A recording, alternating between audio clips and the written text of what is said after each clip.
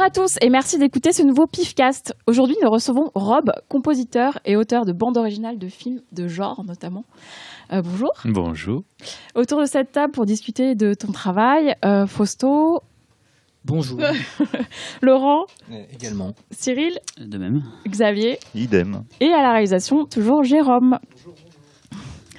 Et pour commencer rapidement, Rob, est-ce que tu peux nous raconter ton parcours ? Mon parcours ? De quoi ? En tant qu'homme ? En tant que ton accomplissement personnel. Depuis la naissance. Non, alors j'ai fait de la musique depuis l'enfance, mais je me destinais plutôt à une carrière picturale. J'étais aux Beaux-Arts de Paris notamment, voilà. J'étais fasciné par un peintre qui était mon prof à l'époque, qui s'appelait Vladimir Velikovitch, qui faisait beaucoup de crucifixions, nature morte à la viande et tout ça. C'était très lugubre. C'était donc un peintre serbe qui avait dans son atelier, il faisait venir que des Serbes. Voilà, il y avait une sorte de trafic de Serbes dans son atelier et avec une peinture vraiment très très dure. Et j'étais très jeune, je crois, et donc ça m'a définitivement dégoûté de la peinture. Et donc j'ai bifurqué sur ma passion originelle qui était donc la musique. Voilà, j'ai fait quelques albums sur un jeune label indépendant à l'époque qui s'appelait Source. J'étais un peu accompagné par mes amis de toujours du groupe Phoenix qui m'ont introduit au monde du show business dans la joie. Et puis, l'amour m'a conduit au cinéma, l'amour du cinéma et l'amour de ma femme, puisqu'elle est réalisatrice et qu'elle était à la FEMIS et qu'elle m'a présenté pendant ses études des gens comme Rebecca Zlotowski ou Teddy Modeste qui m'ont mis le pied à l'étrier et qui m'ont proposé pour la première fois de travailler pour le cinéma avec Belle Épine et Jimmy Rivière, respectivement. Et depuis cet événement, je n'ai eu de cesse de composer pour le cinéma et j'ai trouvé dans cette voie d'expression un bonheur artistique absolu, une grande liberté et une richesse d'expression folle que je ne trouvais pas dans la pop music où j'avais du mal à trouver ma place. Parfait. Et le fait que tu te sois dirigé vers la musique de films de genre, puisque c'est aussi par ça que tu as été reconnu, est-ce que ça vient d'un amour profond pour le cinéma de genre je sais pas s'il s'agit d'un amour profond, c'est plus par accident en fait. Donc c'est Alexandre Aja qui le premier m'a proposé. En fait, ça a commencé par Maniac. Et lui, il avait entendu la musique de Belle Épine, qui est pas spécialement un film de genre, quoique. Puisque en fait, je pense que tous les gens passionnés de cinéma ont une passion pour le film de genre. Il faudrait être con, en gros, pour ne pas s'intéresser au film de genre quand on s'intéresse au cinéma.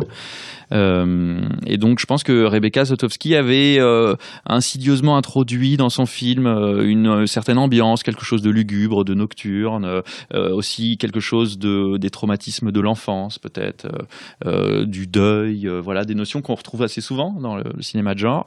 Et moi, depuis toujours, je suis passionné par John Carpenter comme musicien et comme cinéaste, mais aussi comme musicien.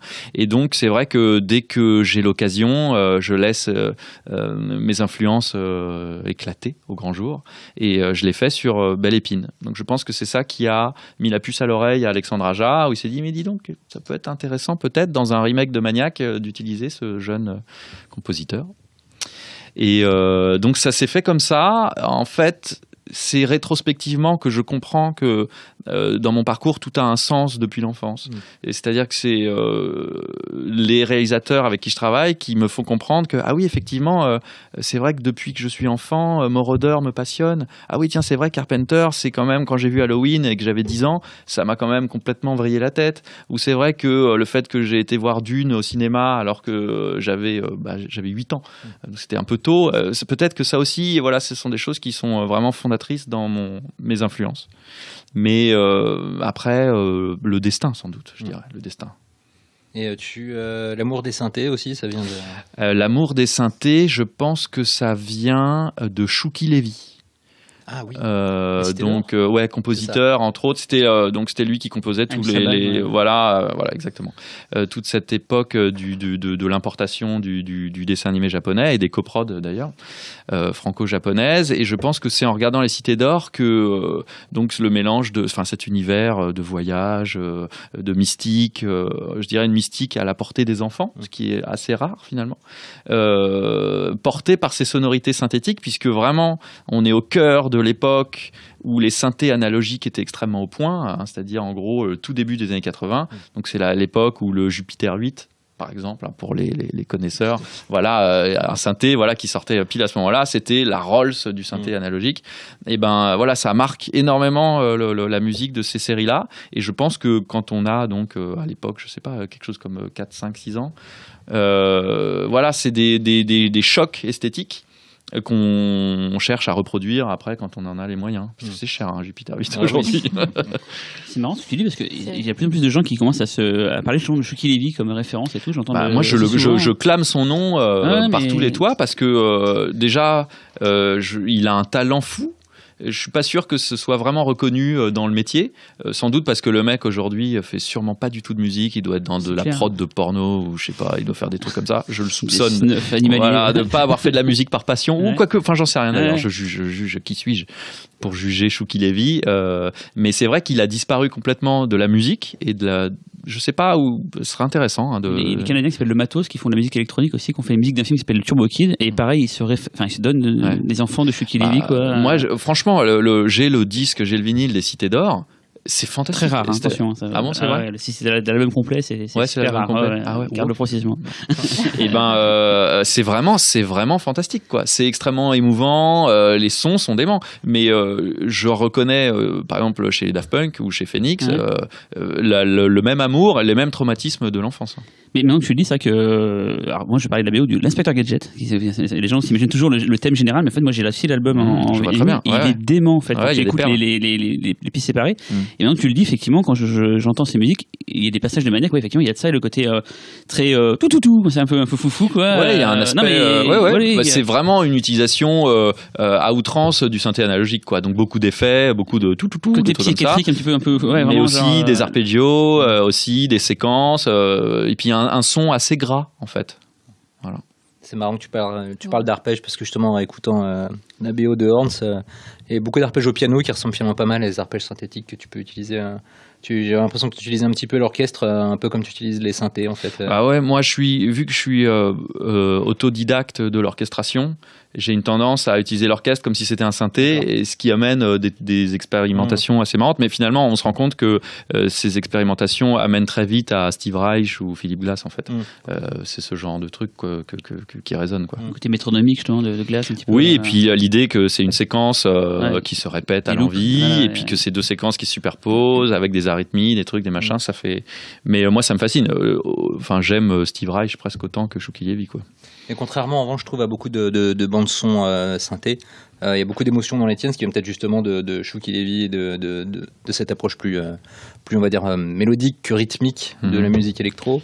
Et dans Horns notamment, je trouve que ça se ressent beaucoup. Merci déjà. Je pense ça comme un compliment, parce que c'est vrai que j'aime beaucoup l'idée qu'il y ait de l'émotion derrière chacune des notes, qu'aucune note soit vaine.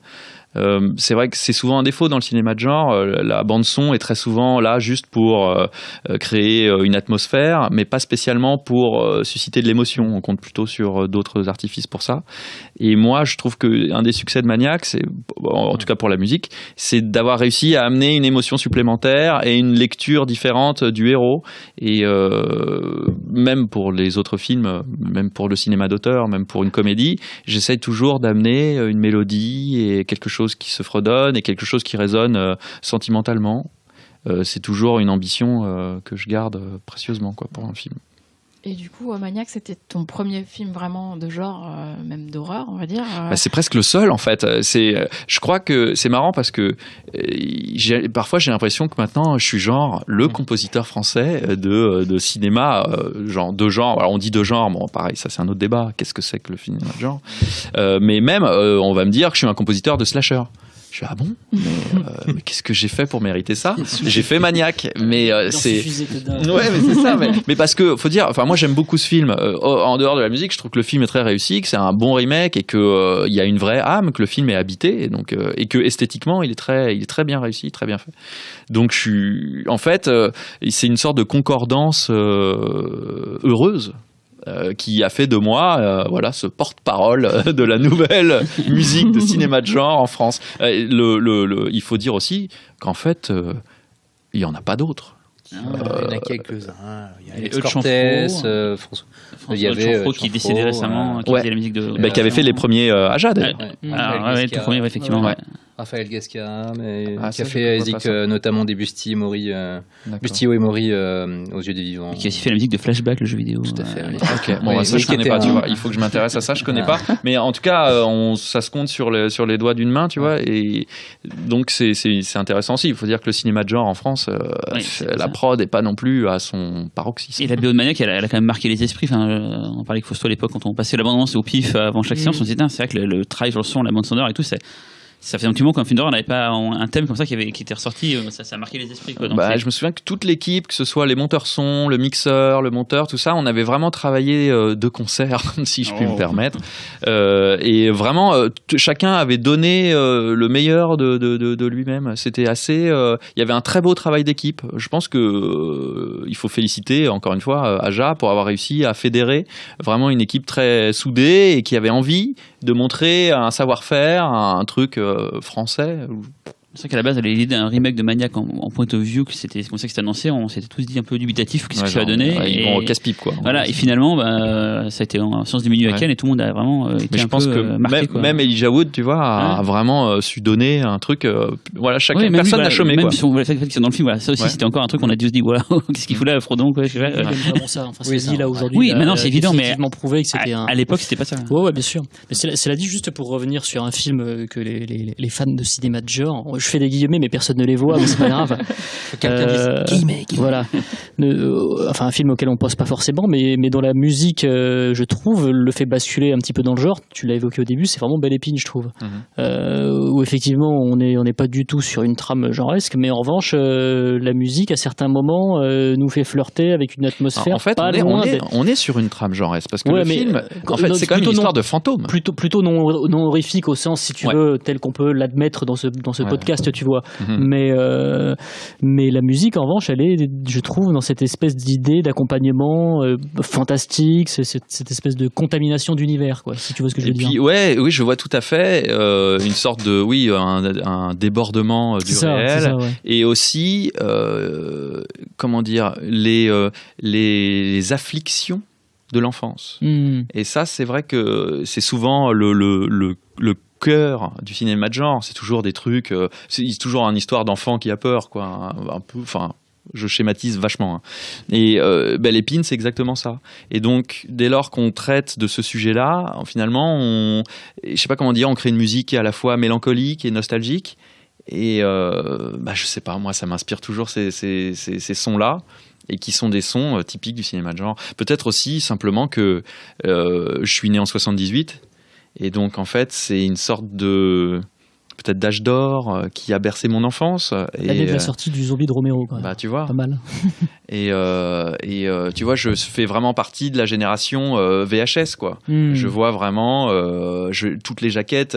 Ça a vraiment bercé mon enfance, et donc je pense que ça se retrouve systématiquement dans tout ce que je fais. Même quand j'essaye de m'en éloigner, si ça se trouve, la musique de Populaire, qui était quand même, je pense, la plus loin de Maniac dans ma carrière, il y a aussi des reflets de genre. Et je fais un saut discographique, mais c'est toi qui t'es occupé de la BO de Planétarium de Rebecca Zlotowski aussi, du coup? Ouais, tout à fait. Et d'ailleurs, on retrouvera totalement une inspiration musique de genre, parce que là, j'ai intégré à l'orchestre philharmonique, encore une fois, des synthés, et même des synthés carpenteresques, avec vraiment des scansions, d'arpeggio, toujours mes trucs que j'aime.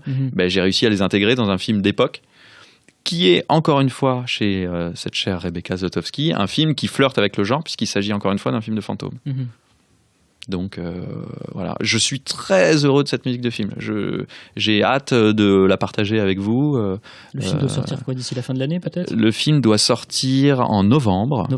Et d'ailleurs, je pense que ce serait une bonne idée de faire écouter en avant-première, pourquoi pas, un morceau au sein de ce Pifcast.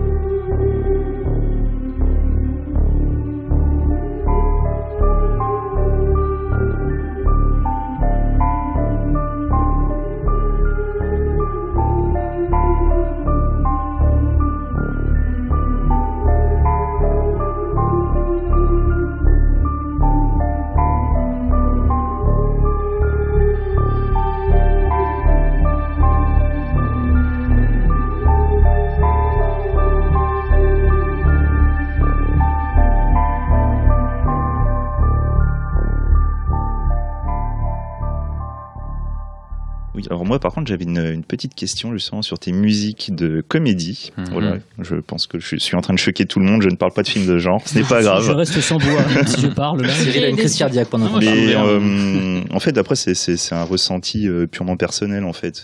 Pour moi une comédie pour moi, c'est plus difficile en fait de faire la musique d'une comédie. Ah bah c'est connu. Parce qu'on est vraiment, on est censé être vraiment très très millimétré. On est vraiment dans la précision pure. On peut pas vraiment se permettre d'avoir je pense une certaine liberté que tu as dû avoir sur Maniac.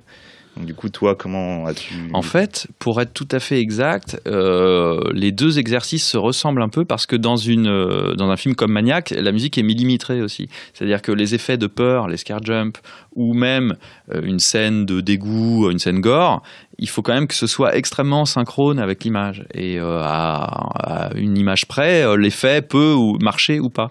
Et donc c'est le cas aussi dans une comédie. Donc finalement, ça se ressemble un petit peu dans le modus operandi, c'est-à-dire qu'il faut être vraiment exigeant et travailler vraiment main dans la main avec le monteur pour être sûr que l'effet soit hyper efficace. Après, je pense que c'est plus difficile de travailler sur une comédie parce que, en gros, le danger dans une comédie, c'est d'étouffer l'effet comique. Alors que dans un film de genre, on ne peut pas réellement étouffer une scène gore. En quelque sorte, plus on va donner, plus ça va être infâme, quoi. Donc on est dans l'exagération d'un effet, alors que on est dans la retenue dans une comédie. Donc il faut être aussi précis, mais savoir s'effacer... extrêmement, c'est très difficile. Je pense que les comédiens ou les réalisateurs le disent aussi. Travailler sur une comédie, c'est vachement plus dur. On sait, par exemple, que Louis de Funès était un connard parce que il devait être dans une telle degré d'exigence envers lui-même que ça devenait un être odieux. Bon, moi j'ai fait populaire, je sais pas si on peut vraiment considérer que c'est une comédie, ou disons une comédie pas drôle peut-être. Oui, à la limite, oui. Une comédie romantique. Voilà, c'est comme ça qu'on appelle ça, pardon.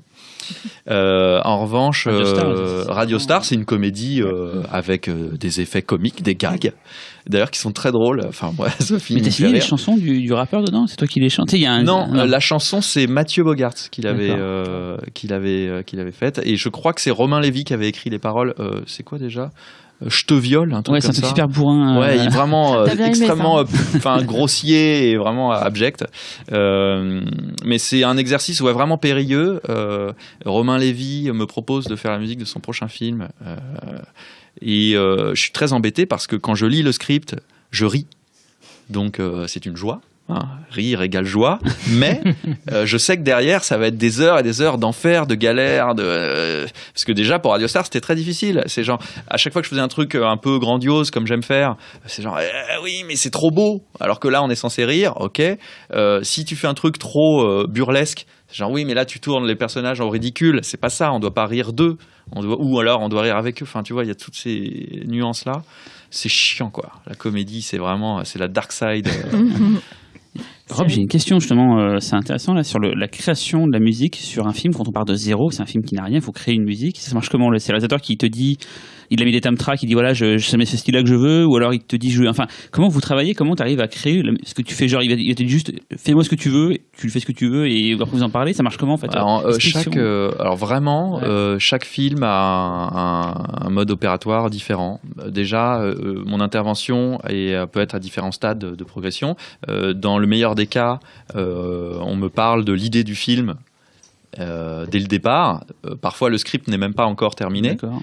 Auquel cas, je même participe aux premières lectures, des premières versions du scénario et tout ça. Donc ça, c'est très intéressant. Ça permet une implication donc très tôt et de fantasmer vraiment la musique très en amont. C'est très agréable. C'est évidemment presque jamais le cas. Le plus souvent, la musique est considérée comme le dernier poste. D'ailleurs ça s'appelle la post-production sur un film, et on est vraiment tout à la fin quoi. C'est-à-dire le film est loqué, le montage est fait, tout est là, les mecs utilisent ce qu'on appelle des temps, donc c'est des musiques temporaires qui sont placées pour aider le monteur à construire le film, et j'arrive à la fin, il faut tout remplacer. Donc ça, c'est un autre exercice qui est pas moins intéressant, mais qui permet évidemment moins de liberté. On est vraiment là, on doit marcher dans des cadres. J'ai le cas assez récent d'Amityville. Donc le prochain film de Frank Calfoun qui avait déjà fait Maniac, voilà, j'ai fait son Amityville. On m'a livré le film loqué, terminé, presque étalonné, donc c'est-à-dire vraiment prêt à être sorti, et le film était couvert du début à la fin de musique temporaire empruntée à d'autres films d'horreur. Et il s'agissait de tout remplacer en 15 jours. Parce que c'était Blumhouse, et qu'il n'y avait pas d'argent, et que vas-y, démerde-toi, vas-y, on le fait comme ça. Donc c'était une folie pure. Et en même temps c'était vraiment passionnant parce que pour le coup j'étais sur un film dont le montage était très solide, où tous les effets fonctionnaient déjà très bien, et moi il fallait juste que je sublime ça, que je rende ça encore plus efficace, encore plus horrifique ou angoissant ou que sais-je. Donc c'est un autre exercice mais très intéressant aussi. Avec Rebecca Zlotowski, je lis les premières versions de scénario, je lui propose moi des musiques qu'elle peut écouter sur le tournage. Là pour Planétarium, je lui ai suggéré d'écouter L'Oiseau de Feu de Stravinsky. Elle l'a joué tous les jours sur le plateau, ça a donné un rythme au film, et quand moi aujourd'hui on me livre les images, eh ben, il me suffit de me laisser inspirer comme j'ai été par le scénario, et en fait tout fonctionne déjà parfaitement. Donc vraiment tout est possible. Il arrive aussi souvent que le réalisateur ou le producteur décide de changer de compositeur en cours de route, et t'es appelé à la rescousse. Vraiment, tous les cas de figure arrivent. Ça t'est arrivé sur quel film, ça? C'était arrivé déjà? Ou d'être appelé à la rescousse. Généralement, ils sont pas très fiers d'agir comme ça. Donc on me le dit pas trop, mais Populaire, c'était le cas. D'accord. J'étais censé rattraper le boulot. Mais on était quand même en cours de montage, le film n'était pas terminé. Et dans ce cas-là, t'écoutes la BO qui a déjà été faite? Ah non, non, évidemment pas, évidemment pas. J'essaye d'être un 109. D'ailleurs, c'est pour ça qu'on appelle un autre compositeur dans ces moments-là, quoi. C'est pour essayer de faire que le film marche alors qu'il marchait pas, quoi. Mais c'est pas piège aussi justement tous les thème tracks, parce que finalement ça te donne des indices concernant l'envie d'un réal sur sa musique. Est-ce que ça te pousse pas justement en fait, dans une direction qui serait pas forcément celle tout à fait. En fait ça dépend du, comment dire ça gentiment, du degré de clairvoyance du monteur, je dirais du duo monteur-réalisateur. Quand ils font ça bien, normalement c'est juste une indication presque rythmique, quoi, pour dire voilà, la musique commence là il y a un climax et ensuite elle doit s'arrêter là. Donc ça, c'est très agréable. C'est vraiment comme si j'avais le réalisateur assis à côté de moi qui me disait, tu vois, qui me faisait vraiment signe, comme un chef d'orchestre en quelque sorte. Mais quand on a affaire à quelqu'un, parfois on a affaire à des mecs qui sont fans de musique de film Et donc ils vont aller te chercher les meilleures musiques et ils vont te mettre du Morricone et puis à côté du Hans Zimmer et puis après du Harry Potter, du John Williams. Et en gros, t'es vraiment dans la merde. C'est-à-dire que t'es là, bah oui, mais mec, tu mets de la musique que tout le monde connaît, qui est intégrée, qui est vraiment au cœur de la sensibilité de chacun. Et moi, tu me demandes de remplacer ça, évidemment. C'était arrivé, c'est impossible. Enfin, d'avoir non, j'ai pas eu des réalisateurs aussi crétins encore, mais si, Hans Zimmer, c'est un truc qu'on retrouve assez souvent, plus pour les parties underscore. Voilà, mais ça, c'est très embêtant parce que on me demande de rivaliser avec un mec qui a des budgets illimités pour faire sa musique, et moi, évidemment, j'ai des clopinettes à chaque fois. Donc c'est handicapant, et en même temps, parfois, ça me force aussi à me dépasser. Me dire, ok, il faut que je sonne mieux qu'Hans Zimmer. Ça peut être intéressant aussi. Et est-ce qu'on peut justement parler de chiffres? Parce que moi, c'est un peu la grande inconnue. C'est quoi l'enveloppe en fait qu'on confie à un compositeur? Eh bien, par exemple, tu parlais je crois qu'il y a Blumhouse. Il y a une règle, c'est que c'est censé. Je crois qu'il y a un pourcentage par rapport au budget du film. D'accord. Ou ça, on dit que c'est une moyenne. Je crois que sur un film à 3 millions, par exemple, t'es censé avoir, je sais pas, 40 000 balles. D'accord. Ah putain, il faut payer les musiciens, il faut payer toi-même, il faut payer le studio, il faut payer le mix, il faut payer l'ingé, il faut payer voilà. C'est du bénévolat en fait. Bah, sauf que en fait, bon, petite leçon de choses. Ce métier fonctionne grâce au droit d'auteur. Oui, voilà. Donc en fait, c'est sur le droit d'auteur que ton négociateur se bat pour que tu aies une rémunération a posteriori. Tu les rediffes après dans la vie du film, dans le futur et tout. Et en quelque sorte, tu mises sur le succès du film. Quoi. Donc ça t'investit aussi d'autant plus dans la fabrication de la musique. Et c'est une BO après qui est éditée, ce qui n'est pas toujours le cas d'ailleurs maintenant. Ce qui est aussi maintenant que le digital règne, c'est gratuit presque de sortir un truc sur iTunes ou Deezer ou que sais-je. Donc presque systématiquement, la musique est disponible maintenant. Parce qu'on a une période, pas tout de suite, mais il y a quelques années où vraiment on ne trouvait plus les musiques de films. En fait, il y avait une sorte d'entre-deux entre le CD et le digital. Il y a une zone un peu trouble. Voilà, enfin bon, on est encore plus en rien. trouble, Quoi. mais... C'était super relou. Ouais, mais maintenant on sent que tout est dispo, quoi. Même quelqu'un avec qui je travaille, qui s'appelle Music Box en France, sort presque systématiquement toutes les musiques de films produites en France, quoi. Ce qui est une démarche que j'aime bien parce qu'elle a un côté conservateur de musée, tu vois. Il y a un côté archivage pour l'histoire que je trouve assez noble. D'autant qu'ils font ça très bien, donc voilà, je leur rends hommage au passage. Mais le budget, en fait, aussi détermine énormément l'orchestration d'un film. Par exemple, dès lors qu'on nous demande du symphonique, bon bah il y a pas le choix, quoi. Ça coûte, il y a un minimum, quoi. Il y a un budget minimum. Donc ça va vachement déterminer aussi, tu vois, le style de la musique, quoi. Si le mec me donne 100 €, je dirais, bah pour 100 €, tu auras des maracas. Tu vois, je sais pas. Et si tu me donnes 100 000, tu peux prétendre avoir une chorale. C'est un tambourin. Voilà. On va peut-être reparler un peu de Maniac. Est-ce qu'on n'écouterait pas justement le main theme juste pour lancer Et juste avant, j'aurais juste une question sur Maniac et tout ce que tu viens d'expliquer justement. Ça a été quoi ton mode de travail sur Maniac précisément? Alors, ce que je fais toujours avec les productions d'Aja, c'est très agréable, c'est que je suis connecté au tournage. Donc tous les jours, je reçois les rushs. Donc ça, c'est évidemment c'est dément, quoi, parce que j'ai l'impression de vivre au jour le jour la progression du film, et donc j'envoyais de la musique au fur et à mesure. Donc là, la collaboration était vraiment sublime. Donc quelque part, les images me donnaient un rythme et je donnais un rythme aux images. Donc ça, c'est vraiment idéal. Et puis c'était très inspirant, les rushs. Comme vous pouvez l'imaginer, était vraiment formidable parce que du fait du principe de caméra subjective, ils tournaient presque des plans séquences. Qu'après, ils ont eu besoin évidemment de remonter pour le rythme du film. Mais les rushs, en gros, c'était des scènes entières de scalp, quoi. Du début où il la croise dans le resto à la fin où il la bousille, et j'avais tout d'une traite. Oui, donc ça t'évitait d'avoir dans les rushs des petits bouts de plomb et de reconstituer le truc par toi-même. Exactement. Ça permettait de me plonger vraiment dans la glauquerie du film, et ça me permettait aussi de me laisser inspirer sur des plages qui faisaient plus de 4 secondes. Donc j'avais vraiment 5 minutes de massacre pour laisser exploser ma peine. Pour un compositeur, les films en plan séquence sont presque parfaits. Oui, parce que la musique a ce côté linéaire, quoi. Une musique, c'est un point d'entrée et un point de sortie, donc ça fonctionne assez bien avec ça. Après, j'imagine, j'ai pas spécialement travaillé dans ma vie sur vraiment un long plan séquence, mais j'imagine que ça doit poser aussi d'autres problèmes d'ennui et de rythme. Oui, puis parce que la ponctuation notamment d'un événement là peut pas être rattrapée au montage. Exactement, par le montage, donc il faut être beaucoup plus précis dans la compo, j'imagine. Tout à fait. Ouais. Bon, on écoute un peu de Maniac.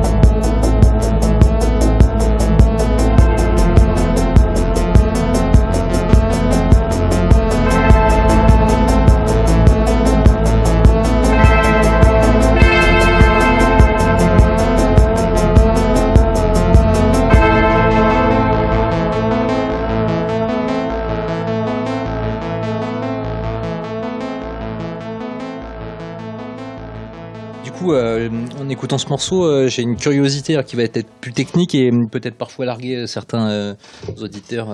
Désolé. Fais un lexique. Ouais, voilà, tu veux du name dropping de synthé? Non, déjà, alors c'est deux questions. La première, c'est est-ce que tu utilises vraiment les... Alors, il faut savoir, auditeur, que en matière de synthé analogique, il y a les vrais, les machines, et puis il y a ce qu'on appelle les... tu vas m'aider parce que j'ai oublié le nom. Tu sais, les modules dans les séquenceurs informatiques. Des émulations, quoi. Voilà, des émulations, même si c'est pas le mot exact, mais il me reviendra un jour. Et les synthés virtuels, on appelle ça. Et donc, il est maintenant possible avec ces synthés virtuels à moindre coût de reproduire le son plus ou moins fidèlement de ces synthés analogiques. Donc, toi, mais on fait vraiment. Alors, pour répondre à ta première question, moi je suis, évidemment, comme tout.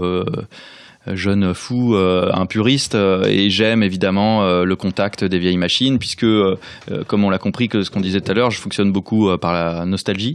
Et donc la nostalgie, camarade, vient forcément en touchant l'objet et en manipulant la texture sonore telle que moi je l'ai éprouvée pour la première fois. Oui, c'est qu'il y a un contact physique dans le fait de transformer le son. Oui, c'est des instruments où il faut vraiment toucher les boutons, où ils chauffent, ils sont pas toujours accordés, il faut les chouchouter un peu, il faut toujours les faire réparer. Enfin voilà, c'est vraiment des êtres vivants.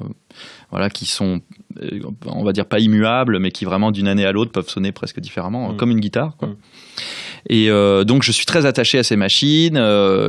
J'ai aussi vraiment le fantasme. Moi, tu vois, il y a beaucoup sur YouTube de vidéos. Tu vois Vangelis dans son studio, qui s'éclate, qui monte tout son matos. Et moi, ces vidéos, elles m'ont toujours fait rêver. Et donc j'ai réussi je touche mon rêve du bout du doigt de plus en plus. Et donc c'est vrai que maintenant j'ai un studio très confortable où je suis sur un fauteuil à roulettes et entouré de mes synthés préférés. Et c'est une grande joie pour moi et une grande source d'inspiration. Là pour Maniac, ce qu'on vient d'écouter, j'étais vraiment seul, enfermé dans ce studio, entouré de mes synthés qui étaient tous allumés, tous branchés. Et j'appuyais sur différents boutons et je jouais différentes notes et ça jouait de la musique tout seul, puisque il y a cette joie avec ces synthés analogiques, c'est qu'ils sont synchronisables par des fonctionnements qui sont avant le MIDI. Et cette synchronisation amène cette espèce de rythmique qu'on retrouve souvent dans le cinéma de genre ou typiquement Carpenter. Et c'est une rythmique qui est légèrement instable. Et c'est ça qui, pour moi, donne réellement l'aspect organique, bien que ce soit des machines électriques. L'aspect organique, c'est-à-dire que la pulsation n'est pas du tout la même que si on utilisait un ordinateur et Pro Tools et des synthés virtuels. C'était justement ma deuxième question, savoir si tu passais par un séquenceur informatique ou si tu synchronisais tout. Écoute, pour là, vraiment petite parenthèse extrêmement technique, et un conseil peut-être pour ceux qui écoutent et qui aiment produire de la musique électronique. On peut aujourd'hui utiliser une boîte à rythme comme par exemple la CR8000 comme clock master du Pro Tools. D'accord. Et donc c'est ce que je fais. C'est elle qui donne la pulse au Pro Tools et non pas le contraire. Okay. Et en fait, je fais un beat generator après à partir de la clock de la CR8000. Donc du coup, j'arrive à maintenir cette pulsation organique jusqu'au terme de la production du morceau. D'accord. Et ça, c'est vraiment, pour moi, ça fait une grande différence. Peut-être que pour moi, enfin pour toi aussi, j'ai l'impression. Et donc on est déjà deux. C'est la pour Jérôme aussi. C'est la pulsation dont parle Moroder dans l'intro du morceau de Daft Punk. Non, lui, il raconte un peu des conneries pour se la péter, mais non, lui, je pense que lui, il parle plus du beat disco, quoi, du fait d'éprouver, voilà. En fait, c'est comme un cœur physique dans un corps mécanique. En fait, c'est ça, un cœur qui bat et c'est qui ça. Voilà. Et avec son instabilité, et donc c'est ce qui crée l'émotion. L'instabilité, c'est l'émotion, en fait. Justement, au niveau de l'émotion, moi je me posais une question principalement sur la BO de Maniac, parce que j'adore la BO. Toutes les émotions qu'on peut ressentir dans cette musique, donc les passages un peu effrayants, glauques, mais aussi, je trouve, une certaine tristesse dans la musique. Quelle est ta part? Quelle est la part de demande d'Alexandre Aja? Qu'est-ce que tu as pu apporter toi? Alors, Alexandre Aja ou Franck Kalfoun ne m'ont rien demandé. D'accord. Donc tout n'est venu que de moi. Et en fait, c'est juste l'histoire du film qui m'a porté. C'est-à-dire que c'est un enfant traumatisé qui vit son traumatisme au quotidien à l'âge adulte. Donc j'ai été puisé dans mes propres traumatismes d'enfant. Et je me suis vraiment impliqué intimement dans l'incarnation de ce personnage. Donc le fait que j'ai composé la musique en solo, en studio, je le faisais beaucoup la nuit, ça me permettait de vraiment m'imaginer à la place. Voilà, donc je me suis vraiment mis dans un concept de tiens, et si je suivais une femme dans le métro et que je la butais, qu'est-ce que je ressentirais? Voilà. Oui, non, en fait, ça fait vraiment partie... fait, on est d'accord, intéressé chez toi. En tout cas, cette époque-là, avoir entendu parler d'un je n'ai pas été inculpé. Voilà. Le crime donc est parfait. j'ai la présomption d'innocence et non, mais ça fait partie du plaisir de composer pour ce genre de film, c'est de s'impliquer totalement, de se faire peur en fait. C'est le même plaisir quand on regarde ce film. Là, travailler dessus, c'est aussi ça. Et je pense pour toute l'équipe, c'était ça aussi. C'est le kiff d'avoir peur, quoi, ou d'être dégoûté. C'est pour ça qu'on aime une scène gore. C'est parce qu'il y a quelque chose de plaisant. Qu'est-ce que c'est? Je sais pas. Mais et donc rendre ça encore pire par la musique, ou encore plus triste. Ou c'est vraiment là on est au summum de la catharsis, quoi. C'est parfait, quoi. J'ai une question sur tout à l'heure. Tu parlais des influences, tu parlais de Vangelis et tout. Est-ce que tu as surtout ces pionniers d'électro? Je pensais à Klaus Schulze, je pensais donc Vangelis, je pensais à comment s'appelle, t'as Moroder tout à l'heure, mais après t'as pas l'air de l'apprécier trop, mais j'adore Moroder. J'adore Moroder. Mais tous ces gens-là, il y a beaucoup en France, il y a une tradition en France de l'électro, genre je pense à Jean-Pierre Massaria qui était un producteur qui a beaucoup influencé, il y a voilà, plein de choses que du coup François Droubet, voilà, avec le Moog, parce qu'il y a vraiment quelque chose là, tu te sens un peu un enfant de ces gens-là, est-ce que tu en as beaucoup écouté, du coup maintenant tu ressors ça, c'est quelque chose, je sais pas comment. Non, j'en ai pas vraiment écouté, je sais pas, en fait, tu sais, peut-être que dans ce genre de tradition, Jean-Pierre Perret aussi, je pense, Jean-Jacques Perret, Jean-Jacques Perret, dans ce genre de tradition, là on parle presque d'histoire de l'art, en fait, comment, tu vois, comment on se transmet les choses, c'est presque fait de façon inconsciente, j'ai l'impression. C'est vraiment, en fait, c'est quelque chose de plus tellurique. C'est presque des racines anciennes, quoi. Puisque d'où leur vient cette idée. Tu vois, je pense que c'est juste ça. C'est le fait d'être né à Caen. Tu vois, c'est ça, c'est la France, quoi. Et ça, c'est quelque chose dont je ne me défais pas. Même quand je travaille sur un film ricain ou même quand on me demande un truc à la ricaine, je ne peux pas me défaire de cette influence française et je ne sais pas ce que ça veut dire, par contre. Mais c'est ce que je fais. C'est en toi, voilà. C'est ça. C'est assez dur à analyser. Après, je peux pas prétendre que j'ai jamais écouté du François Droubet. Évidemment, j'adore. Jean-Jacques Perret aussi. Mais c'est pas eux qui m'ont traumatisé pendant l'enfance. Non, c'est juste, c'est en toi. Et c'est ça qu'on a vraiment quelque chose en France. Enfin, on a parlé de la French Touch là, pour l'électro récemment, mais en fait, c'est cyclique. Dans les années 80, il y avait déjà ça, c'est revenu plus tard. Et on a quelque chose avec. Oui, mais la France est, quoi qu'il arrive, un pays d'avant-garde, en fait. Mais pas que sur la musique, en fait. Oui. Ouais, c'est ça. Et je pense que en musique électronique, ça l'a été à l'époque où la musique électronique a émergé, tu vois. La France a tiré son épingle du jeu aussi, mais parce que c'est une politique artistique aussi, enfin une politique culturelle, tu vois, française aussi, de donner de l'argent, de payer des studios, de créer, de favoriser la création. Et il y a toujours aussi un attrait un peu ringard, c'est toujours un peu derrière en France pour la nouveauté. Tu vois, genre, je sais pas, l'ORTF, l'INA, tu vois, toute cette vibe des grosses institutions qui essayent d'être toujours à la pointe, mais qui sont toujours à la traîne, en fait. Ça fait partie aussi du charme. Donc le Minitel, on va dire. Pompidolien. Minitel, c'est ça, c'est un truc qui est en avant-garde, mais qui était ringard, en fait. C'est ça. Oh putain, c'est bien. Moi, ça m'a changé des San Antonio, 36-15 Jula, c'était très à l'avant-garde. Et t'écoutais quoi quand t'étais ado, du coup? Alors en fait, moi j'ai un grand frère qui s'appelle Ben et qui est un grand collectionneur de disques. Il tient une boutique qui s'appelle La Dame Blanche dans le 5e, qui est vraiment une boutique pour collectionneurs très exigeants de vinyle. Et donc depuis l'enfance, il a fait mon éducation musicale, donc au gré de ses découvertes et de son parcours à lui. Donc ça a commencé par, je sais pas, Mahavishnu Orchestra, mais avant il y avait eu The Cure, il y avait aussi Christian Death. Après, il s'est éveillé un peu plus au truc plus jazz funk, et après au funk. J'ai eu un groupe de funk, mais j'ai aussi écouté pas mal de métal. Black Sabbath m'a fasciné longtemps. Deep Purple aussi, John Lord, je le considérais comme un maître pendant longtemps. Mais en fait, j'ai écouté tout. En fait, tout est bien. Je le pense sincèrement. Sauf le reggae. Non, détrompe-toi. En fait, le reggae, en termes d'orchestration et de comment les instruments se mixent les uns avec les autres et comment les instruments s'imbriquent, d'imbrication, je sais pas si ça se dit. C'est exemplaire. Quand t'écoutes les lives de Bob Marley, c'est formidable. Et puis la joie de la drogue aussi. Ça, c'est vachement dans le reggae. Ça se ressent moins. Si dans ma Vishnu Orchestra, ça se ressent. Remarque dans Black Sabbath aussi. En fait, peut-être que tout n'est qu'une affaire de drogue, peut-être. Ouais. Il faut que ce soit de la musique psychotropique, quoi, en fait, c'est ça. Bah, en fait, oui, j'ai sans doute, moi, un goût pour l'aventure intérieure, disons. Et ça... Très bonne définition du reggae, psychotropique. Oui, carrément. Pardon. J'ai fait la blague que Cyril n'a pas pensé à faire. Je suis très étonné. Je suis pas assez cultivé pour ça. Mais ceci dit, je ne dénigre pas non plus l'influence de la variété française. Que ce soit Michel Berger, William Scheller ou même Joe Dassin. Révélation. Et non, pas du tout. Je l'ai toujours dit et j'en suis très fier. Et parce que j'y vois, voilà, exactement, j'y vois à chaque fois un savoir-faire. Quand tu écoutes les vieux morceaux de France Gall ou de Françoise Hardy, la musique tue. Tu vois, quand on dit on aime Gainsbourg, tout le monde est là. C'est évident d'aimer Gainsbourg. Mais Gainsbourg qui fait pour France Gall. Mais d'ailleurs, c'est pas le meilleur Gainsbourg pour France Gall. Il y a des gens qui ont. Tu préfères Berger, toi? À Gainsbourg pour France Gall, oui, largement. Et même, je pense à la période Philips de France Gall, donc pré-Berger. Il y a d'autres mecs qui ont fait des morceaux bien mieux que ceux de Gainsbourg. Il y a vraiment des morceaux que j'adore profondément, qui me touchent profondément. La période allemande de France Gall aussi. C'est la même période, mais bon, l'allemand chanté me touche moins. Elle est mignonne quand elle chante. Elle est mignonne tout le temps. Tout le temps. Ouais. Et aujourd'hui ?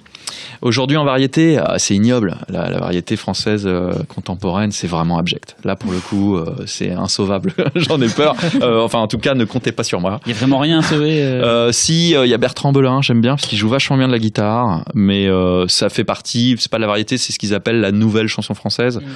Voilà, bon, après on a tous des petits péchés mignons, hein, bien sûr, on aime la voix de Louane. Je crois que tu as produit un album de quelqu'un qu'on aime beaucoup, Fausse-moi, Alizé. Alizé, ouais, j'aime beaucoup moi aussi Alizé. On est trois.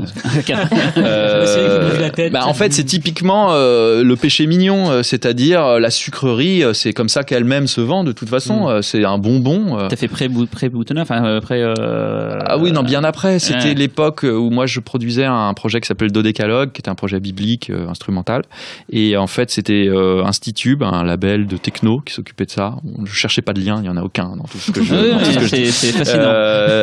Et donc Institube m'a proposé de produire Alizé. Voilà, encore une fois aucun lien. En fait, je pense qu'Alizé était en quête, en tout cas peut-être pas elle directement, mais c'est les gens qui s'occupaient d'elle, d'essayer de voir si on pouvait faire grandir le produit et le proposer à un public adulte.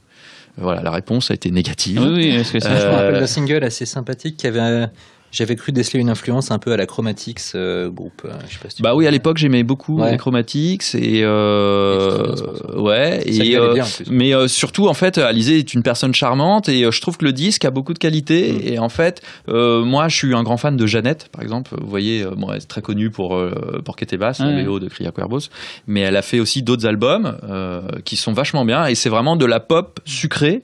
Typiquement, voilà, ce que je kiffe chez France Gall aussi. Vraiment, une petite chanteuse à croquer toute mignonne, qui fait des chansons qui valent rien. Mais c'est ça qu'on aime. C'est léger, ça ne fait que passer. Et puis surtout quand c'est bien produit, Bah ouais.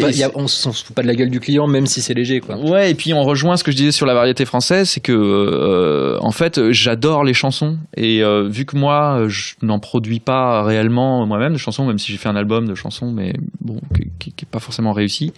J'adore quand même produire des chanteuses. Je l'ai fait plusieurs fois, quoi. Est-ce que c'est pas l'occasion justement d'écouter le morceau d'Amityville dont tu nous as parlé? Ah oui, tout à fait, oui, justement, puisque un morceau chanté. oui, un morceau chanté. En fait, j'aime beaucoup profiter des films d'horreur pour faire des génériques qui sont une sorte d'exercice de style, mais qui est encore une fois tout ce même péché mignon. On y revient, péché originel.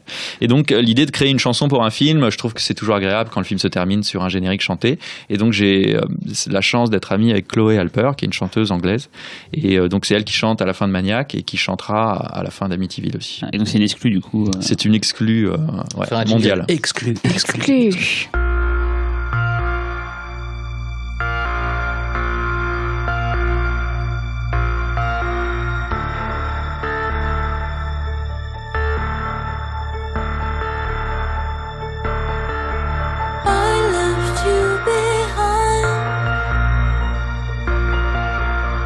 And I'm seasick when I lie awake at night.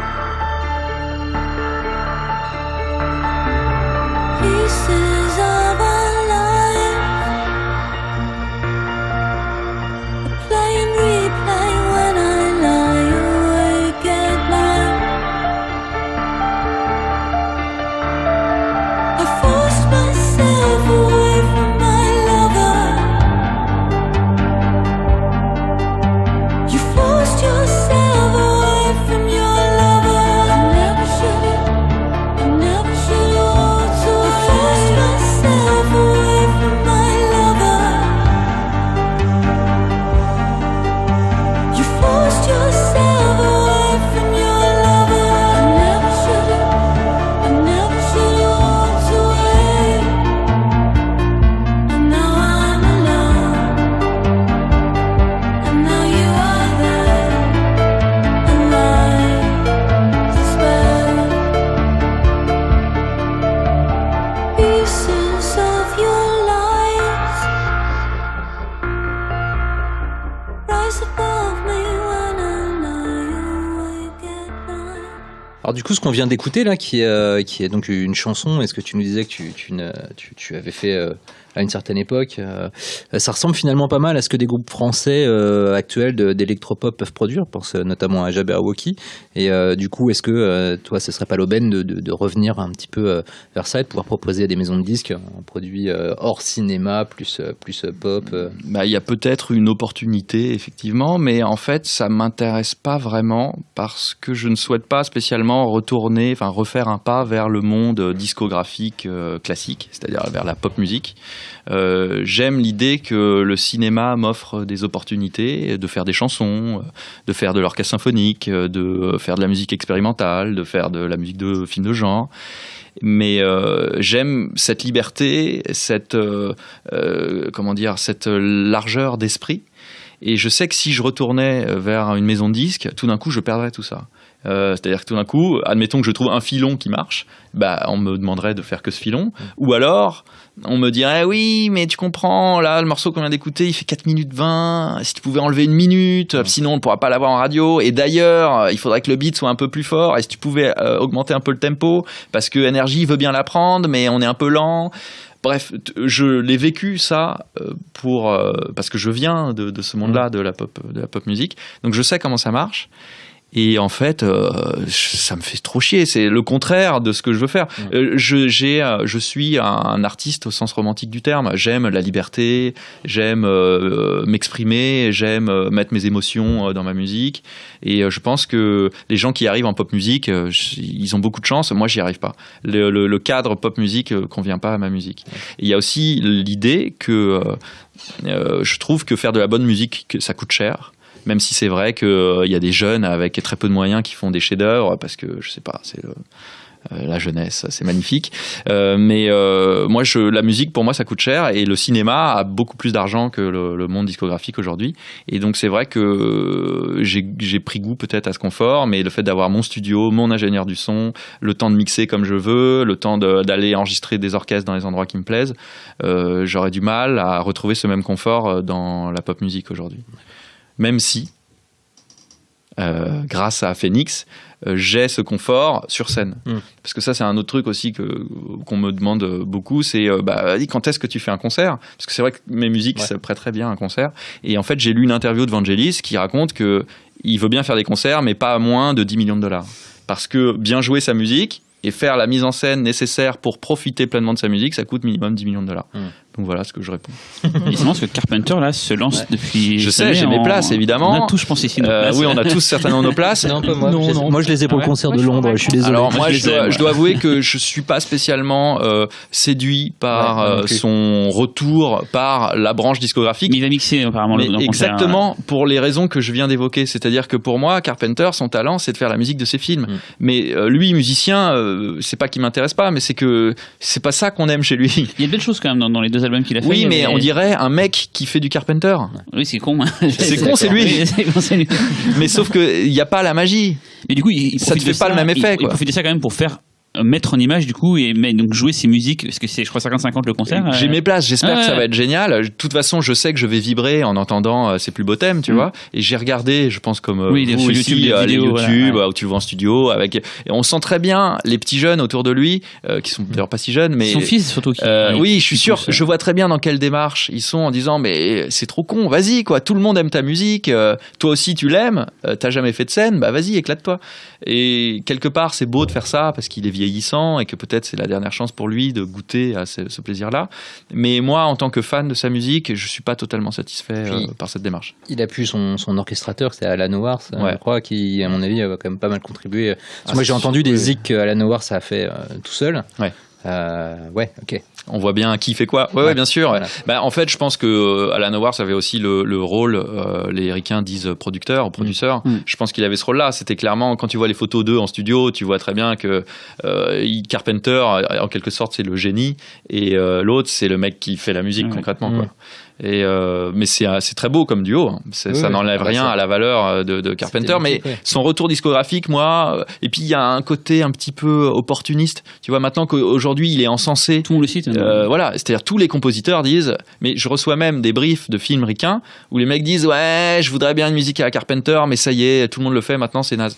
Donc ça y est, en fait, tu vois, le serpent, c'est trop mordu la queue, quoi. Donc c'est un peu bizarre de le voir revenir à ce moment-là avec 2 albums où on sent que c'est un peu des chutes. Enfin bref. Est-ce que tu as écouté la BO du film It Follows fait par Disaster Piece? Bien sûr. D'ailleurs, c'est une des musiques qui m'a le plus séduit ces derniers temps. Lui, il y a du jeu vidéo en fait, à la base du jeu vidéo indé, je sais, pixel art et tout quoi. Et il a quelque chose qui n'est pas comme tous les autres, je trouve. Lui, il a fait du Carpenter, mais avec et avec la touche de modernité qui vraiment amène quelque chose, je pense. L'émotion. Quelque chose dans sa BO, quoi. Et aussi une sorte de radicalité dans le son et dans la production. Notamment les sons qu'il choisit, qui qu'il n'y a pas forcément chez Carpenter. Et j'ai beaucoup aimé la BO. C'est un petit jeune, lui aussi. Il y a aussi un autre gars qui s'appelle Jonathan Snipe qui a fait la BO du film Route 237 sur Shining de Kubrick. Et puis il y a un film qui s'appelle Stereo Eyes qu'on avait passé au pif d'ailleurs. Et lui aussi, pareil, beaucoup de synthé analogique. Il fait des musiques démentes. C'était l'occasion d'écouter. Jonathan Snipe, pareil, c'est un gars, c'est très pointu, très carré dans ce qu'il fait. Et pareil, il triture les sons. Il est moins connu que Disaster Piece, mais je trouve que c'est aussi un des deux récemment qui ont bien. Ce qui est sûr, c'est que John Carpenter, c'est normal qu'on parle beaucoup de lui là à cette occasion, a inventé vraiment des codes, des codes du cinéma de genre, mais aussi des codes musicaux. En gros, quand tu fais tong tong tong tong avec de la reverb. Ok, c'est sûr, c'est exactement une citation de Carpenter.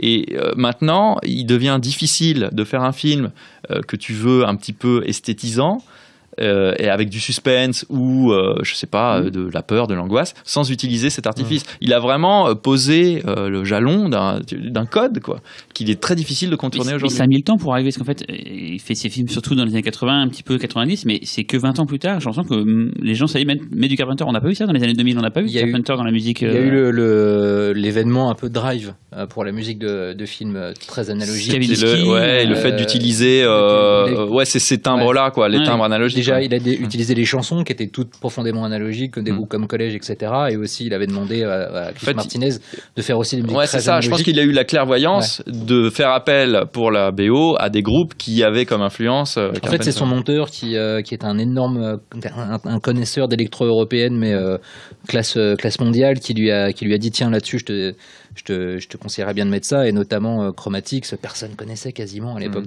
avant Drive.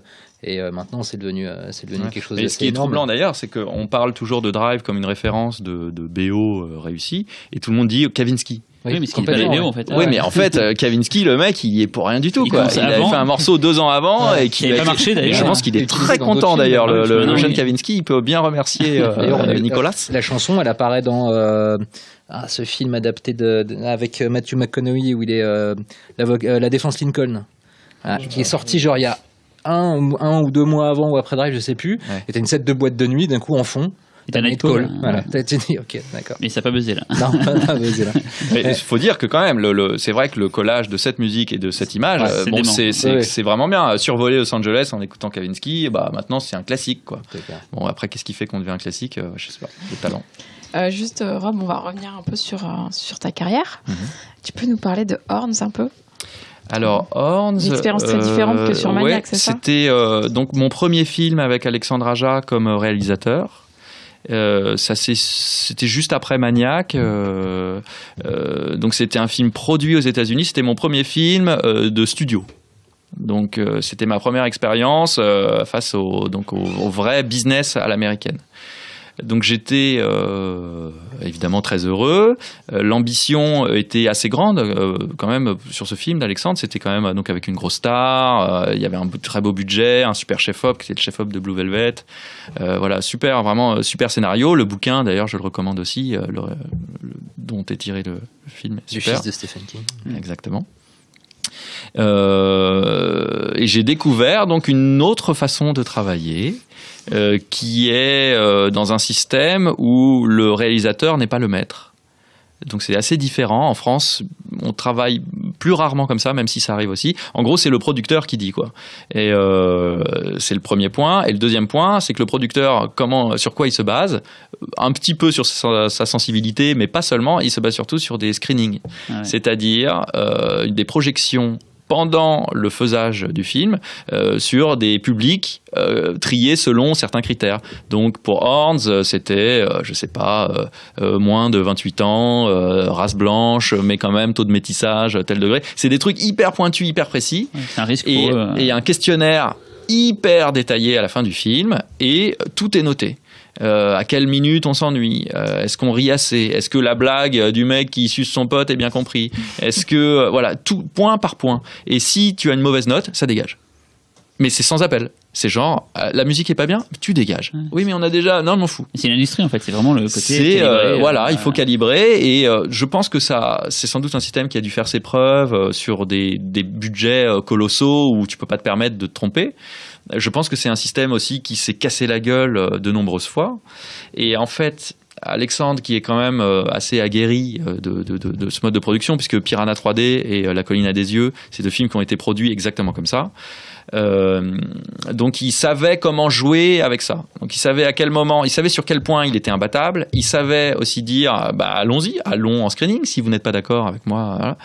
Voilà. Il savait qu'il gagnerait, il savait comment gérer un peu, et surtout il me protégeait beaucoup puisque j'étais son chouchou dans l'équipe française. Il y a son monteur Baxter et moi à la musique. Donc il tenait à tout prix à défendre ma musique qui, évidemment, aux yeux d'un gros producteur américain, ma musique, elle est un petit peu spéciale. Elle est sans doute un petit peu trop goûtue et pas tout à fait calibrée. Elle ressemble pas exactement à ce que un public lambda a l'habitude d'entendre, j'imagine.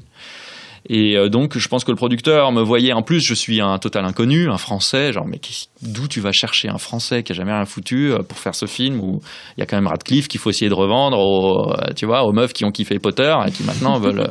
C'était ça, en gros. C'était comment faire grandir Harry Potter, quoi. Donc, il y a eu ces fameux screenings qui ont cartonné. Pour la version d'Alex contre la version du producteur. Ah oui, parce qu'évidemment, le producteur fait un montage dans son coin pendant que le réal... voilà. Et c'est ce qu'on appelle le director's cut, c'est vraiment ça. C'est la version ça existe vraiment, c'est pas une légende. Quand on voit la version de Blade Runner director's cut, c'est vraiment le producteur qui à la fin dit « Non mais moi cette scène j'aime pas. Et de toute façon, les noirs de moins de 25 ans, ils aiment pas. Donc on dégage. » Donc c'était apprendre à travailler avec ça. Donc ça voulait dire m'investir énormément. Moi j'avais travaillé sur une version du film qui faisait 2h30 et j'avais produit 1h30 de musique symphonique. Donc c'était évidemment un exercice assez périlleux, assez intense, très exigeant et très long aussi dans le temps. Et on a fait 19 versions de montage du film. Avec à chaque fois des chamboulements énormes, des scènes qui disparaissent, des trucs qui se mettent à l'envers. Sur une musique qui plaisait tellement à Alex qu'il avait tenu à l'enregistrer. Donc ça veut dire qu'à chaque fois, il fallait découper ma musique, la remonter, mettre des morceaux qui n'étaient pas censés coller ensemble les uns par-dessus les autres, faire une sorte de medley de ma musique. Donc il y a un moment où moi j'ai un petit peu lâché les rênes et j'ai laissé le travail à un music editor. Voilà, donc c'est le métier de prendre la musique et de faire en sorte qu'elle habille le film du mieux possible. Donc c'est une nouvelle façon de travailler que j'ai découvert. Je peux pas dire que ça m'a déplu parce qu'en fait c'était hyper intéressant, c'était passionnant et il y avait un côté mise en danger permanent et puis confrontation avec des règles et des codes qui sont ceux du cinéma américain, qui est le cinéma qui évidemment me fascine depuis l'enfance et comme tout le monde. Donc c'est quelque part génial de jouer avec ces règles-là. Même si elles sont profondément dégueulasses, évidemment, et contre la volonté du créateur, puisque c'était quand même le projet d'Alex à l'origine. Donc c'est un peu étrange, un mélange de frustration, de complexification, là où moi j'ai tendance à travailler plus à l'instinct. Là tout d'un coup, il fallait travailler sur des chiffres, et en même temps, j'adore le résultat. Donc, oui, du coup, au niveau de l'utilisation de ta musique, en termes de résultats, est-ce que quand tu l'as découvert, est-ce que tu t'es dit, tiens, cette musique-là n'était absolument pas censée illustrer ça, parce qu'il y a parfois t'étais étonné? Non, quand même, ils ont à peu près respecté les moods, mais c'est vrai que pendant le mixage, j'ai eu des moments, je jure que c'est vrai, j'avais l'impression que c'était pas moi qui avais composé. J'écoutais, j'étais mais c'est sûr, je n'ai pas fait ça. Alors je sais pas qui l'a fait, et ce qui est fascinant, c'est que personne l'a fait. En fait, mais ça c'est vraiment pas toi qui l'a fait. Il y a vraiment des morceaux. C'est-à-dire, vu qu'ils ont pris le bout d'un truc, ils ont mis un autre truc par-dessus, oui, je reconnais pas, quoi. Ouais. Et je suis c'est pas mal.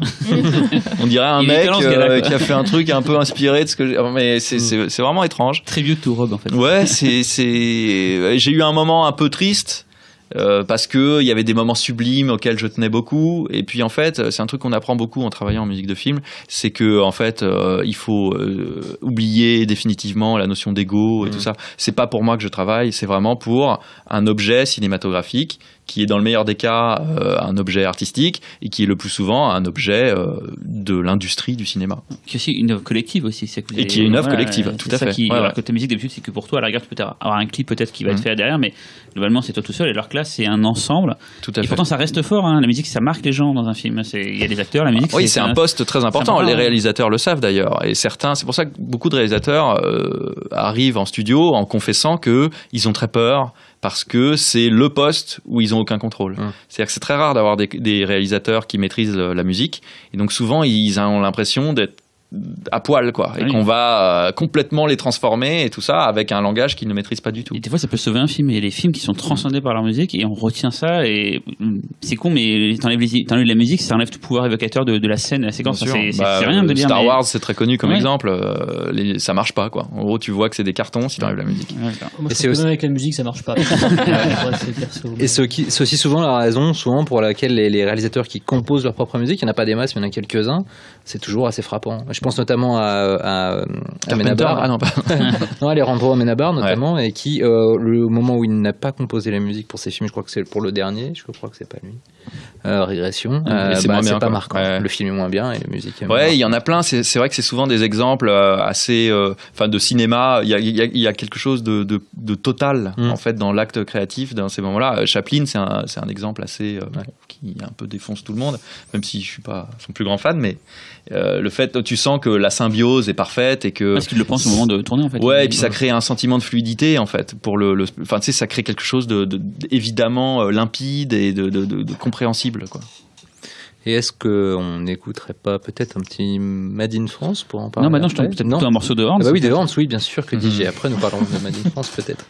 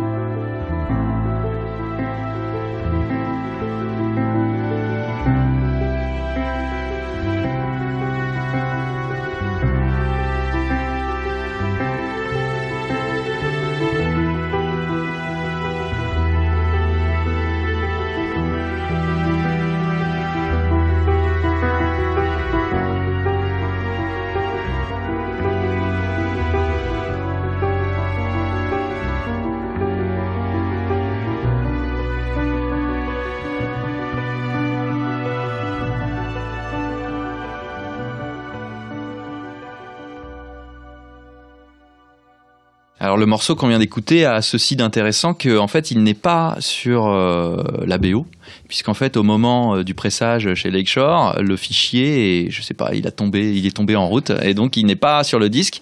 Or c'est un des morceaux que Alex et moi on préfère. Donc c'est à la fois navrant et en même temps c'est comme ça qu'on crée des mythes. Voilà. C'est une exclue pour le Pifcast. Et juste vite fait sur Horns, peut-être une dernière évocation, mais l'aspect hybride du film, volontairement hybride du film, ça a été quelque chose de stimulant ou de contraignant? Parce que voilà, le film est assez riche justement en rupture tonale et joue sur à la fois la corde comédie on va dire, et puis une corde un petit peu plus il y a quelque chose de dramatique, burlesque, voire mélodramatique aussi par moment. Tout à fait. C'était compliqué à suivre ça ou stimulant justement? C'est très stimulant parce qu'en fait il y avait une sorte de défi de ton. Et on se dit forcément comment on va pouvoir créer une musique qui va accompagner à la fois des moments clairement il y a quand même des gags mais qui sont assez hilarants d'ailleurs et alors qu'il y a d'autres moments de transformation de monstres ou de puritanisme vraiment très américain, donc c'était un défi artistique qui était stimulant parce que c'était avec Alexandre Aja et qu'on a une complicité et un dialogue.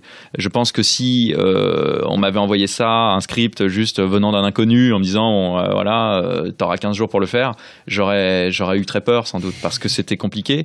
Et là on partage beaucoup de sensibilité en plus avec Alexandre où on a un goût commun pour le cœur de midinette, je dirais. Voilà, nous sommes deux sortes ça se sent dans le film, de cœur pur et donc on a ce même goût pour la tendresse, pour les personnages et peut-être l'emphase sentimentale. Une absence de cynisme quoi en fait. Pourtant non, c'est plus de l'ironie oui, mais pas du cynisme, tu vois, je trouve dans le film en tout cas. Ouais, non, c'est vrai, le film est pas cynique, oui, c'est vrai. Finalement il est très très très pur dans sa volonté de raconter le destin de Sia, tu vois, il y a aucun moment où tu as une espèce de recul un peu cynique sur mais il y a de l'ironie, c'est assez mordant. Ouais, c'est assez mordant, et c'est d'ailleurs quelque chose que j'aime beaucoup chez Aja, cette idée de créer une forme de cinéma très transgenre. Entre justement donc le film de genre pur, la comédie, mais l'histoire d'amour aussi, et je crois que ça lui tient vraiment à cœur de raconter une histoire d'amour et aussi de raconter des choses sur l'enfance et aussi de quand même montrer un monstre et la transformation. Je trouve ça génial qu'il essaye de créer quelque chose comme ça, et je trouve que c'est très ambitieux sur la tonalité du film. C'est ce qui a fait peur, je pense, au screening, tu vois. Pour le coup, le studio ricain, en voyant ça, il a paniqué. Il a dit, c'est super difficile à l'étiqueter. Ouais, voilà, c'est ça. Ouais, donc c'était la panique un peu. Et tu le referais de travailler comme ça, de cette manière ? Ah oui, bien sûr. Ouais, Oui, parce que c'est de toute façon, ce serait fou pour moi de refuser de jouer ce jeu-là, parce qu'en fait, je me priverais de toute une partie de la production du cinéma. Et non, ça m'intéresse évidemment. Ouais. Et tu souhaites, toi, peut-être un jour réaliser ou justement produire des images Pas. En fait, j'ai pris conscience de la difficulté de ce métier de réalisateur. Je pense que c'est un des métiers les plus difficiles que je connaisse. J'ai une femme réalisatrice, donc évidemment je le vois au quotidien que c'est difficile, mais non, je vois bien que ça, c'est pas quelque chose qu'on peut inventer. Il suffit pas d'aimer le cinéma pour s'inventer réalisateur. Je vois beaucoup, notamment dans la production parisienne, de jeunes clippers, de jeunes gens qui font de la pub, qui se disent bon, maintenant je vais faire un long métrage. Bah non, t'es nul. C'est pas juste savoir utiliser une caméra ou avoir un bon chef-op. C'est un vrai métier, quoi. Il faut connaître le rythme, il faut connaître le découpage, il faut savoir diriger des acteurs. C'est quelque chose qui s'apprend, je crois. Et sans aller jusqu'au long, peut-être juste produire des images pour tes musiques, juste des fois. Je l'ai fait récemment pour l'opéra. J'ai fait avec ma femme, on a co-réalisé un film qui s'appelle Piano Piano. Voilà, c'était il y a l'Opéra de Paris qui avait lancé un truc qui s'appelait la troisième scène, qui est une sorte de mécénat pour des jeunes artistes. Et Rebecca Zotowski avait fait un film, Bonello avait fait un truc, j'avais fait d'ailleurs un opéra pour Bonello. Et Xavier Veillant, plein d'artistes de tous horizons. Et avec ma femme, Maria Larrea, on a fait donc un truc qui s'appelle Piano Piano, que je vous invite à regarder, qui est assez fun, qui est une pièce pour je sais plus combien il y a de pianos, X pianos, on va dire. Tout tourné à l'opéra, où c'est une improvisation un peu sur le thème de Faust, entre Steve Reich, Faust et De Palma aussi. On était un peu influencés par ça. Il y a des split screens de partout, et regardez, c'est sympa. On mettra le lien dans le Piano, ça s'appelle. Du coup, tu as aussi bossé relativement récemment sur un film qui a fait pas mal de bruit pour de tristes raisons, malheureusement pas sa qualité, qui est réelle. C'est Made in France de Boukrieff. Nicolas Boukrieff. Comment t'en es venu à bosser sur ce projet ? Nicolas m'a contacté parce qu'il était fan de la musique de Belle Épine et de Grand Central. Voilà, il m'a dit à chaque fois que je vois une musique de film et que j'aime, c'est toi. Donc me voici. Donc c'est toujours très agréable, évidemment, de se faire encenser en début de rendez-vous. J'y suis très sensible à la flatterie. Non, il s'est avéré que j'ai rencontré donc cet homme qui est un énorme fan de cinéma de genre et de cinéma d'ailleurs de tout genre, et donc il est une sorte d'érudit, on sent qu'il vient du journalisme aussi, et donc évidemment très agréable de parler avec lui, et donc il m'a présenté ce projet. Ça a été répété, évidemment, c'était tout à fait antérieur aux attentats, ça ne cherchait pas à jeter de l'huile sur le feu. On a tout dit à ce sujet. Certaines personnes ici présentes étaient même sur le tournage. Donc en tout cas, à ce moment-là de l'actualité, ça m'apparaissait comme extrêmement intéressant de traiter ce sujet-là de cette façon-là, c'est-à-dire de faire une sorte de film d'action qui pourrait s'adresser à des jeunes de banlieue, à n'importe qui en fait, mais pas forcément à des gens qui se posent des questions très pertinentes sur qu'est-ce que le djihad aujourd'hui en France. À l'époque, c'était une question que personne ne se posait en plus. Enfin, limite has-been, il me disait. Nicolas, c'était genre mais mec, pourquoi tu parles de ça ? Vas-y. Déjà, c'est flippant, donc ta gueule. Et en plus, on s'en fout. Bon, et voilà. Après, il s'est passé ce qui s'est passé.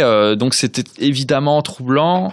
Il faut savoir qu'en janvier, donc les attentats de Charlie Hebdo, la musique du film était terminée. Donc ne s'est pas vraiment posé la question je pense que j'aurais été trop traumatisé pour pouvoir créer de toutes pièces une musique sur ce sujet-là à ce moment-là. Mais le fait d'avoir tout fait avant, ça a juste on va dire aiguillé la fin de la post-production du film pour savoir maintenant qu'il s'est passé ça, comment on va lécher le film pour essayer d'être pertinent, intelligent et de pas dire n'importe quoi. Je pense que il s'est pas passé non plus de profonds bouleversements entre avant et après, entre les deux versions, mais c'était bien peut-être d'être encore plus exigeant sur certains détails, juste pour pas jeter de l'huile sur le feu encore une fois, ou pas provoquer inutilement, ou pas, je sais pas. En tout cas, la musique était déjà créée, donc c'était cette musique électronique, une musique de suspense, une musique de peur, une musique qui témoigne de l'adrénaline provoquée par le djihad chez ces jeunes crétins. Je trouve que ça reste une belle façon d'évoquer le problème en disant, voilà, en se mettant du côté de ces mecs-là, en montrant que le problème n'est pas religieux, que le problème c'est juste... je sais pas exactement ce que c'est une histoire presque une histoire de bêtise en fait. Oui, trouver sa place, mais pas de le faire de la mauvaise façon. Ouais, c'est ça. Et donc, un polar, du coup, là on a vu la comédie, on a vu l'horreur, là, du coup là c'est un polar, hein, vraiment un film. Ouais, d'ailleurs, je crois que le titre de travail c'était L'Enquête. L'Enquête, parce que c'était plus simple pour trouver les lieux de tournage et tout, c'est L'Enquête. Et du coup, là pour le coup, tu as peut-être une autre façon de construire ta musique, peut-être par rapport à l'enjeu du film, je sais pas.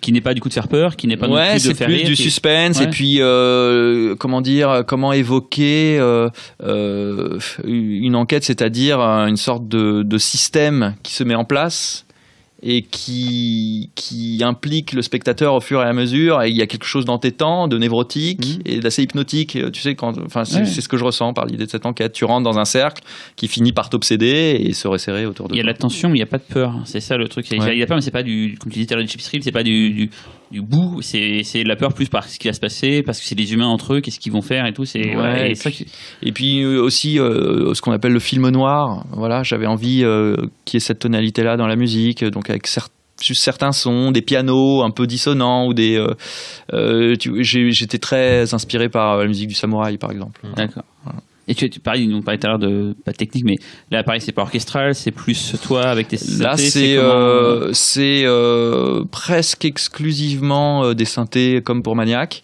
Les exceptions sont de l'ordre du piano et de la flûte. D'accord. Voilà. Mais par contre, il n'y a pas de musique pop à la fin. Là, il n'y a pas de générique. Non, il n'y a pas le péché mignon. N'a pas eu lieu sur celui-là. Il y a une chanson arabisante à la fin, comme ça. Un petit rail et tout, quoi. Faudel avait proposé un truc, mais ça n'a pas été retenu. Est-ce qu'on pourrait pas écouter, peut-être, et on reparle après, le morceau d'ouverture du film?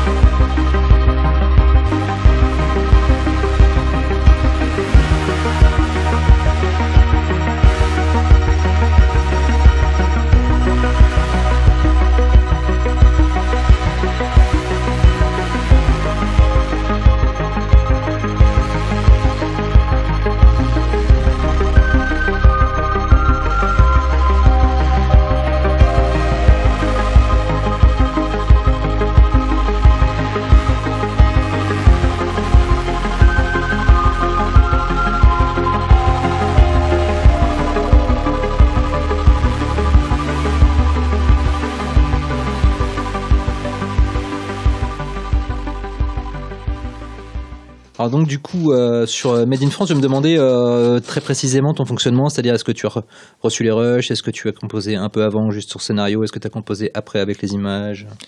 J'ai composé sur le scénario et j'ai eu la chance, encore une fois, d'être flatté. Non, mais en fait, c'est pas très intéressant, mais c'est ce qui s'est réellement passé. C'est que j'ai composé, je sais pas, une petite dizaine de morceaux inspirés par la lecture du scénario. C'était juste avant qu'ils partent en tournage. Et il est venu au studio, Nicolas, il a écouté et il était bouleversé.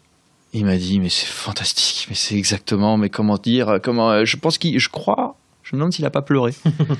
Et donc c'est pas très intéressant parce que c'est-à-dire il y a pas eu de confrontation. Mais en revanche c'était un très bon début de collaboration. Et non, c'était surtout une chance pour moi de dire ah bah voilà, je vais pouvoir m'éclater avec Nicolas. S'il adhère totalement à ses premières maquettes, bon, ça veut dire qu'on va pouvoir aller très loin une fois après qu'on sera à l'image. On est sur la même longueur d'onde. Et donc il m'a offert des chances pour un compositeur de musique de film formidable. Et il y a une séquence qui commence par un bâillon. Là, il y a un gardien d'une usine là, qui se fait bâillonner et après ça finit en fusillade avec les flics. Donc cette scène est entièrement mise en musique avec juste une boîte à rythme pendant genre 3 minutes et puis après il y a un synthé qui rentre et puis après ça s'énerve un peu. C'est très rare, je crois, d'avoir une plage musicale électronique de plus de 4 minutes dans un film. C'est une chance inouïe, quoi. Pour moi, c'était génial qu'il m'offre ça, c'était un cadeau, quoi. Et je crois qu'en plus, ça sert le film. Donc alors là, youpi, quoi. Et pour les amateurs, tu l'as édité en vinyle, cette BO Oui, en fait, on a été confronté, comme toute la promo du film, en fait, au refus catégorique de partenariat de différents médias. Donc le film n'est pas sorti en salle, ça on le sait. Et l'éditeur de musique de film qui devait le sortir, que je ne citerai pas, qui était pourtant un ami, je dis qui était, parce que je ne suis plus très sûr de son amitié. Moi je n'en veux pas tant que ça. M'a dit non mais je peux pas sortir ça, c'est trop polémique. La musique. Ouais. Non, je ne peux pas sortir la musique parce que le film suscite trop de questions et que ça déborde du cadre de mon label. Donc je l'ai évidemment insulté et je l'ai sorti sur mon propre label que j'ai fondé à cette occasion. Et ça se trouve du coup. Du coup, c'est rarissime. Et encore une fois, c'est comme ça qu'on fonde les mythes. Donc pour information, il reste un exemplaire à Balade Sonore à Paris. On peut m'écrire. Voilà. En gros, si les curieux arrivent à me joindre sur Facebook, ils peuvent tout à fait commander auprès de moi. Voilà. Mais je sais qu'il y a très peu d'exemplaires. Je pense qu'il existe 200 exemplaires de ce disque. Et voilà, c'est formidable. Je suis très content, moi, que ce soit comme ça. On ne parlerait pas du coup Des autres projets, pour conclure ce podcast, des projets du coup, qui ont lieu après justement Made in France et peut-être des futurs projets. Tu parlais d'Enragé justement. Oui, alors Enragé c'était un film un peu particulier, c'était un remake de Mario Bava où le réalisateur a fait appel à moi juste pour réinterpréter le thème original de Stelvio Cipriani. Donc j'ai juste fait, on va dire, 4 ou 5 morceaux qui utilisent le riff de clavecin, qui est merveilleux d'ailleurs dans l'original, et que moi j'ai décliné en électro très brutal. Je suis pas tout à fait certain de l'utilisation dans le film. Je pense que le film s'est un peu perdu dans d'autres explorations, voilà. Mais la musique, par contre, est vraiment cool, évidemment. Pardon. Et il y a eu aussi dans la foulée, j'ai travaillé sur le Bureau des légendes, la série d'Éric Rochant pour Canal+, donc la saison 1 et puis la 2 là qui vient de se terminer. Où c'était encore un autre travail, là pareil, on parlait de polar tout à l'heure, là c'était de l'espionnage, donc encore un autre délire, avec un réalisateur, cette fois showrunner, donc encore une fois, c'est une méthode à l'américaine qui était très intéressante aussi, très contraignante aussi, puisque là, donc il fallait composer de la musique pour 10 fois 1 heure, donc 10 heures de film, avec en plus un showrunner Éric Rochant très exigeant, qui sait vraiment ce qu'il veut et il est sans doute le seul, je pense. Quoique, au bout de 2 ans de collaboration, je commence à piger ce qu'il aime et on commence je crois, à trouver le ton. Il y a vraiment beaucoup de compos à faire, même quand tu es en saison 2, où il n'y a pas de récupération. Ouais, il m'a demandé vraiment de faire beaucoup de nouveautés et oui, parce que la saison 2 était quand même assez différente de la première et il fallait que la tension soit vraiment graduelle et qu'on prenne un peu plus de place avec la musique. Donc, ainsi soit-il. Et je crois que j'ai composé en tout plus de 5 heures de musique, un truc comme ça. Voilà. Donc ça, pareil, on va sortir un vinyle de ça parce que c'est agréable. C'est une musique électronique aussi, mais là, pour le coup, avec une utilisation plus hybride des synthés. Je me suis procuré des synthés plus tardifs qui utilisent des techniques qui sont pas simplement analogiques. Par exemple, le Prophète VS qui a une autre type de synthèse, donc qui amène des sonorités plus, je dirais qu'on remonte un peu vers les années 80 voire 90 et moi je commence à bien aimer ce son là quand en gros le numérique est arrivé dans le studio, donc les gens les ingrats diront que ça sonne Eric Serra. En fait, pour moi, ça m'excite quand on me dit ça. Voilà. Ou tu vois les albums de Jarre, genre The Look, tu vois, voilà, cette période-là qui est un peu trouble.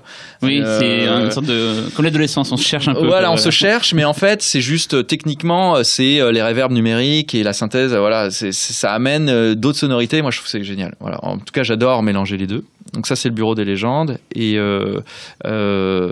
j'ai travaillé aussi sur le prochain film de Rebecca Zlotowski qui s'appelle Planétarium. On écoute un morceau au début de podcast. Ah oui, c'est vrai qu'on l'a écouté celui-là. C'était moi. Donc voilà, donc film d'époque qui se passe dans les années 30 et qui raconte l'histoire de deux sœurs spirites qui cherchent à percer dans le cinéma en produisant le premier film de fantôme en prise de vue réelle. Voilà, donc c'est passionnant. Ouais, et en fait, c'est une façon allégorique pour Rebecca Zlotowski et de traiter de la montée de l'antisémitisme à la veille de la Seconde Guerre mondiale. Donc c'est très sérieux et c'est vraiment magnifique. Je suis très, très heureux de ce film. Voilà, j'espère que ça vous plaira, ça sort en novembre. Qu'est-ce qui s'est passé d'autre ? En fait, je crois que je suis une workaholic, ça se dit ça, et c'est vrai que j'arrête pas de travailler, je ne vis que pour la musique, et donc je passe toujours d'un projet à un autre, j'arrête jamais. Et là, par exemple, je suis en train de travailler sur un film qui s'appelle Seul, qui est l'adaptation d'une BD pour enfants. Ah, tout à fait. Voilà, voilà des jeunes qui se réveillent et puis l'humanité a disparu et ils cherchent à comprendre ce qui se passe. Donc là, c'est pareil, une musique très, on va dire, empruntée au cinéma de genre. Voilà, je m'éclate énormément. Et je commence à travailler sur une série pour Hulu, là, la plateforme américaine. Une série qui se veut être, je crois, l'équivalent américain de Black Mirror. Donc une anthologie de science-fiction, mais avec un prisme plus humoristique. Donc soit du gore extrêmement abusé, soit des extraterrestres, voilà, des aliens qui, voilà, plus. Qui va te permettre de passer d'un univers à un autre, du coup. Ouais, je crois qu'il compte sur la musique pour donner une certaine unité quand même à la série, mais il y aura nécessairement différentes tonalités. Voilà, donc ça c'est passionnant aussi. Peut-être le western. Pourquoi pas western, je sais pas encore, j'ai pas lu tous les scripts encore, donc je sais pas tous les gens évoqués. Je sais qu'il y a un cerveau géant qui contrôle l'humanité. C'est cool, ça, les cerveaux géants.